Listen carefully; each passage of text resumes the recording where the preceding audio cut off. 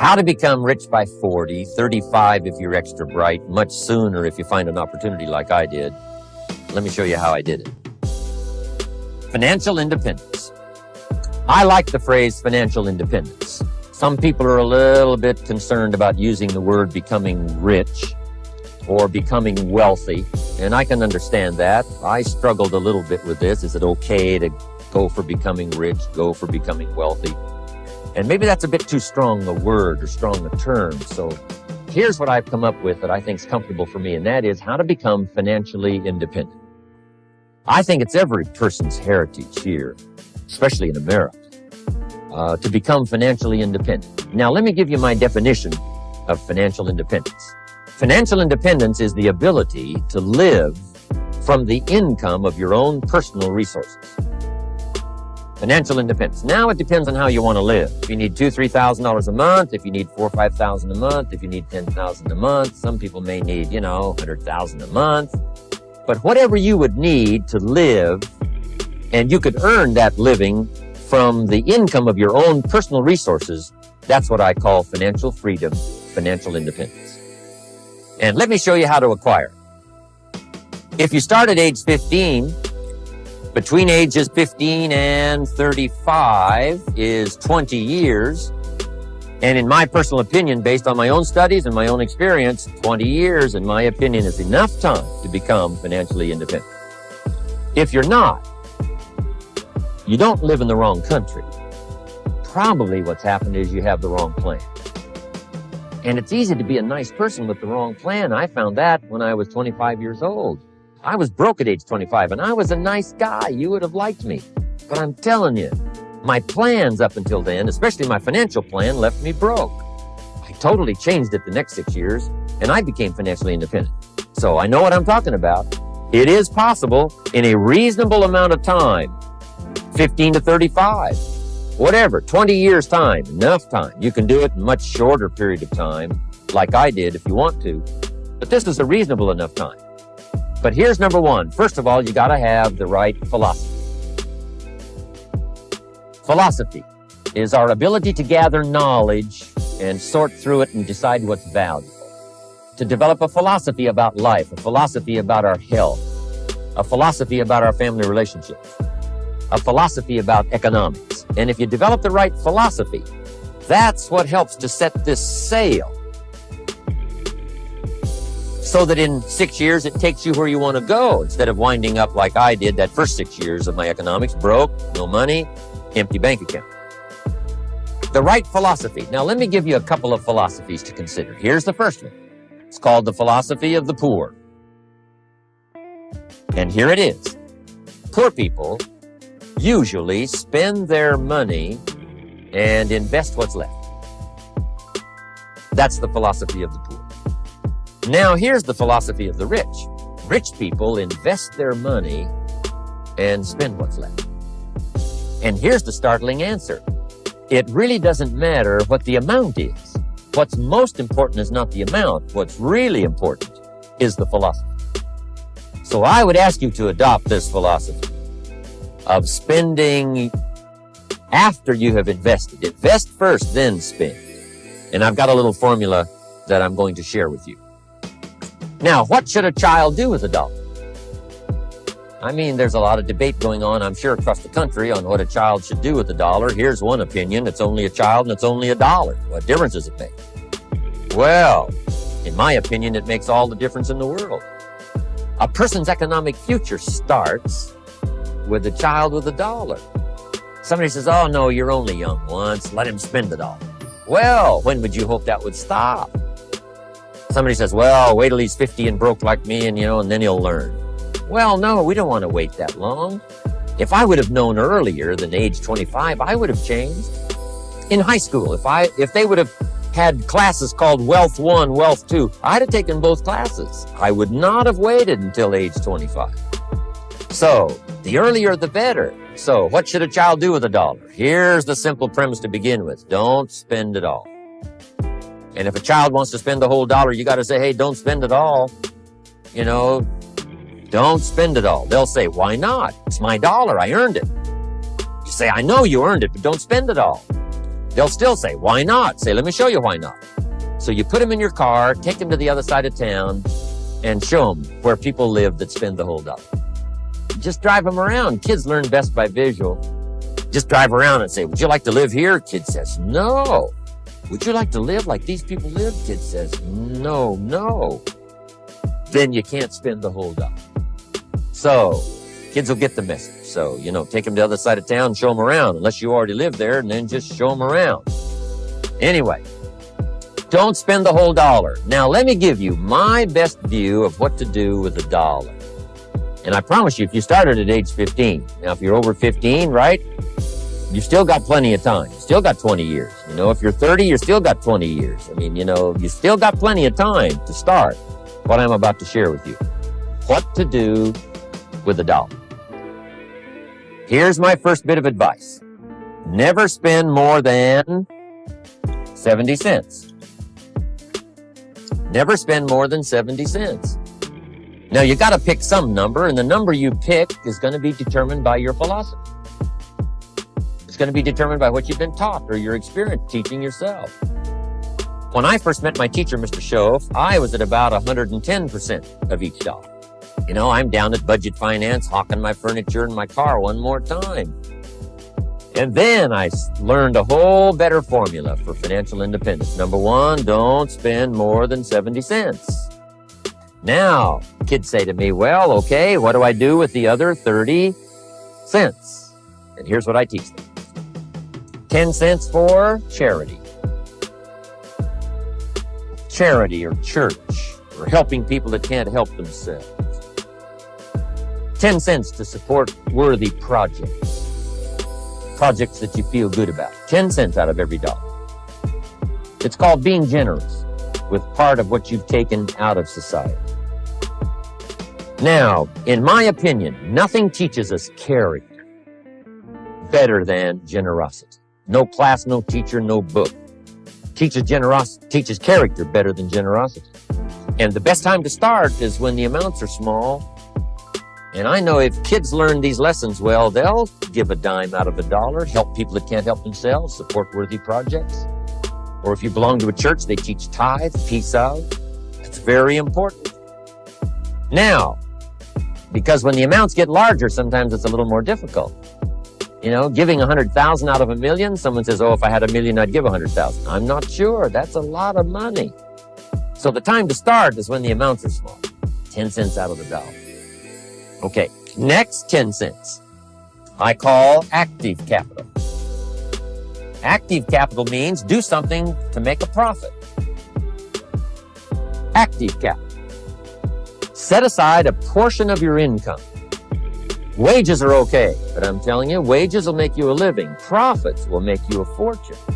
So set aside part of your income as capital, called active capital. Any kind of project you can possibly think of, you can possibly come up with.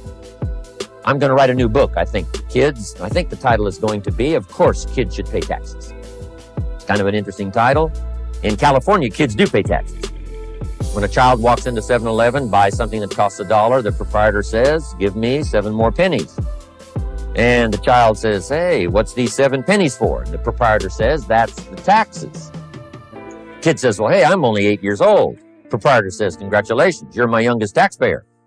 Give me the money. So in California, where I live, kids do pay taxes. Big question is, should they? And my book will answer that question. Of course, kids should pay taxes. Nothing is for free. If you want to ride your bicycle on the sidewalk instead of in the mud, you got to pay the 7 pennies. Nothing is free, so we all have to pay. So, it's going to be all kinds of ways kids can make money, right? 2 bicycles, one to ride and one to rent. I mean, it doesn't take long to figure out some enterprise that'll start making a profit. Then you must jot this down if you're taking notes. Profits are better than wages. 1, you can't usually start wages until you're about 16, 15, 16. But you can make a profit long before you're eligible to start earning wages. And then there's no limit to profits. And they can double and triple and quadruple. There's no limit. It's incredible how fast profits can grow. So profits are better than wages. Wages make you a living. Profits make you a fortune. Now, the third 10 cents is vitally important. I call it passive capital. Capital you let somebody else use. A financial institution, stocks and bonds, mutual funds, whatever. Let someone else use it. You furnish the money. They use it to make a profit, but they pay you for the use of it, called interest. And here's one of the things that'll make you financially independent fairly quickly, and that's called compound interest. And this is how you get it. Letting someone else use a portion of your money, your substance. They show the profit, they pay you interest.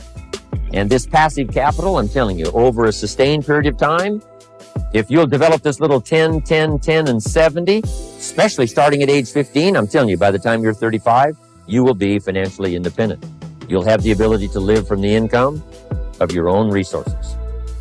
And then one more point on passive capital. There's a Bible philosophy. I'm an amateur on the Bible. But there's a Bible philosophy that teaches the borrower is servant to the lender. And if you want to be in a powerful position as you grow older, finally when you become mature, maybe have your own business, things have worked out for you for the future, the position you always want to be in is the power position. And that's called the lender. The lender is the power position. So if kids learn early enough, and then you ask them what they'd like to be when they grow up, I'm telling you, once they understand, they'll say, well, one of the things I want to be is one of those lenders. That's the power position, not the spender. No, you'll be pitied the rest of your life if you just become a spender. You gotta become a lender. And I think this is the one formulas to follow. 10 cents out of every dollar. Let someone else use it. Be the lender, power position. Then try to show a profit. Can't we teach our children how to take $1, search the neighborhood, find a broken wagon, pay $1 for it, bring it home, clean it up, sand it until it's clean, paint it red till it shines, straighten out the wheels till they're true, take it back to the neighborhood, sell it for $5? Anybody can do that. Now, does the child deserve $4 profit? And the answer is yes. Society now has a mended wagon. That's what America's all about. Finding something, touching it, making it better, making a profit, taking part of your resources, helping people who can't help themselves. Let someone else use it to make a profit. Some projects require more capital than one person has. Exciting. And then let them pay you for the use of it. America's had this philosophy now all these years. Communism has taught all these years capital belongs in the hands of the state, not in the hands of the people. We've been teaching all these years capital belongs in the hands of the people, not in the hands of the state. And we turned out to be right. Capital in the hands of the kids, capital in the hands of the people. Enterprises that make a profit, enterprises that grow. It's the hope of our future. So that little simple formula, I hope will help you. Now, one more key on financial independence, and that is attitude. Attitude. Here's number one. I used to say, I hate to pay my bills. My teacher straightened me out on that. He said, let's see, Mr. Owen, what you hate to do is pay $100 on an account and reduce your liabilities and increase your assets. I said, well, no, not if you look at it that way. He said, well, it all depends on how you look at it. So wouldn't you love to pay your bills, reduce your liabilities, increase your assets? You got to have that kind of attitude. I found out the same attitude about taxes. I used to say, I hate to pay my taxes. And Mr. Shove said, well, that's one way to live. But don't you understand? Taxes is how we care and feed the goose that lays the golden eggs. Wouldn't you want to do your share? Someone says, yes, but the goose eats too much. Probably true. But hey, we all eat too much. We all need to go on a diet. Better a fat goose than no goose.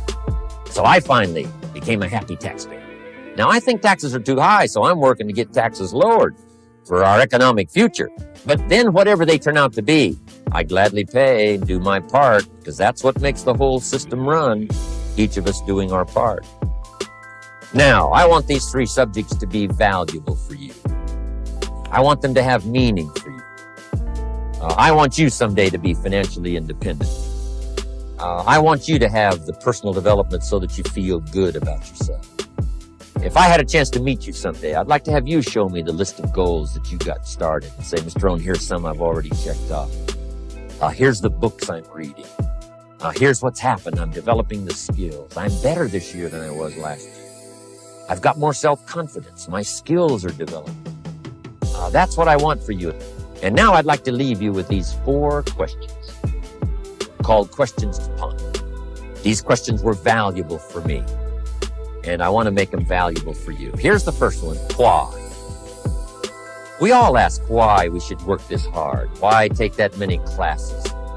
Why go to school that many years? Why take the notes? Why read the books? Why work that hard? Why put yourself through the push-ups and the disciplines? Why? Good question, why? Best answer to why, I think, is the second question. Why not? Why not see how many books you can read, how many classes you can take, how many skills you can develop? Why not see how valuable you can become to the marketplace, to your friends, and to your family? Why not see what you can make of yourself? Why not see how far you can go, how much you can see, how much you can earn, how much you can share? Why not? That's the heritage all of us have, in America especially, is to see what we can make out of our lives now that we've been given this extraordinary opportunity. Now, my third question I'd love to ask you in person.